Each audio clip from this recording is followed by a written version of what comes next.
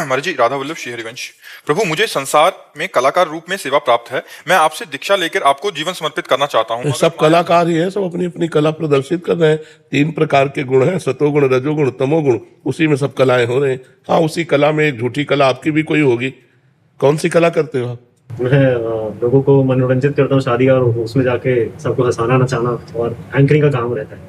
आजकल शादी पार्टी में लोगों को बुलाया जाता है और उनको इन लोगों को हंसाइए। तो जैसे कहते हैं, जैसे एक प्रसंग है कि जैसे मैं शादी में गया तो मैं पूछता हूँ कि पति पत्नी में सबसे आम रीजन क्या है झगड़ा होने का।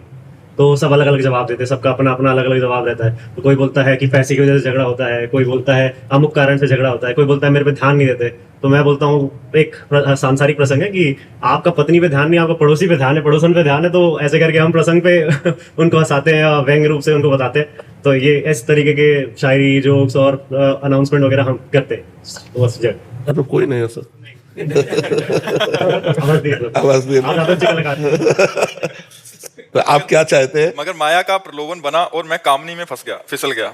अब डर सा बैठ गया है कि कीर्ति भी आएगी, कंचन भी गिराएगी, तो महाराज जी वो श्री जी से विमुख हो जाऊंगा। अभी धीरे से पकड़ा ही था मार्ग, और अभी एक ने तो गिरा दिया, अगले 2 भी गिराने को तैयार बैठे होंगे। हाँ, बिल्कुल सही बात है। लेकिन गिरता तब है जब हाथ छोड़ देता है। जैसे माँ का हाथ बच्चा पकड़े हो तो गिरेगा नहीं, अगर हाथ छोड़ दे तो फिर गिर जाएगा। भगवान का नाम छूट गया इसलिए गिरा दिया, नहीं तो गिरने के चांस ही नहीं है। गिरता वो है जो हाथ छोड़ देता है, सहारा छोड़ देता है, भरोसा छोड़ देता है, भगवान का आश्रय छोड़ देता है। नहीं तो सीम की चाप सके को तासु, बड़ रखवार रमापति जासु। भरोसा, सुमिरन, तो चश्मा सही। चश्मा सही तो कुछ गड़बड़े नहीं। अब चश्मा भोग रूप रखोगे, किसी माता बहन को देखकर भोग्या रूप से देखोगे तो भ्रष्ट तो हो ही जाओगे। पूज्य रूप से देखो, कभी भ्रष्ट नहीं होगे। तो सब माताएं बहनें हमारी पूज्या है। अगर हम पूज्या भाव से रहे तो कभी कामिनी हमें नहीं गिरा सकती। और दूसरी बात, कंचन श्री जी का सारा वैभव है, हम सब उनके दास हैं। 8 पैसे सेवा परिचर्या में लगे, क्या बिगाड़ पा रहा है? कीर्ति, हमें लगता है देश विदेश भी है, भारत में ये नहीं, देश विदेश भी है, क्या बिगाड़ पा रहे? 3 चीजें कंचन, कामिनी, कीर्ति तब बिगाड़ती है जब हम प्रभु से अलग होते हैं। अगर हम प्रभु में जुड़े हुए हैं तो वही मंगलमय हो जाती है, वही मंगलमय हो जाती। जननी सम जानो पर नारी, धन पराए बिस्ते बिस भारी।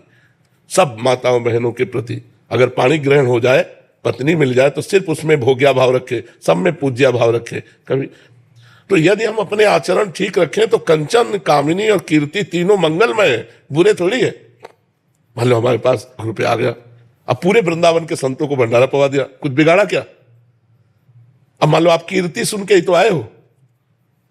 अगर कीर्ति ना तुम्हारे कानों में पड़ती तो यहां बैठते आके क्या? तो कीर्ति मंगलमय हुई क्या? अब इसी बात का हम अभिमान कर ले तो हम नष्ट हो जाएंगे। तो अभिमान रहित होकर भगवान की शरण में रहने से कंचन भी मंगलमय, कामिनी भी मंगलमय और कीर्ति भी मंगलमय हो जाती है। समझ पा रहे आप?